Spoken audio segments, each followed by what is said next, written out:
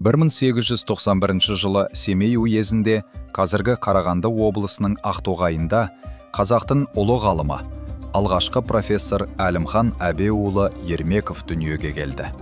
Әлімхан текті, дәулетті отбасында дүниеге келген. Әкесі Әбеу ел ішінде сыйлы, көзі ашық, сауатты адам болған. Шешесі Дәмеш мейірімді. Балаларының білімге ұмтылуына қолдау көрсеткен парасатты жан еді. Балалық шағы кең қазақ даласында өтті. Жасынан зерек, ойлы болып өскен ол, ауылдағы ескіше сауатын ашып, кейін жаңа үлгідегі мектепке барады.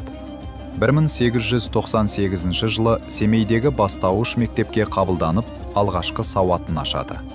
19 ғасырдың соңында Семейдегі классикалық гимназияда оқып, математика мен жаратылыстану ғылымдарына ерекше қызығушылық танытады.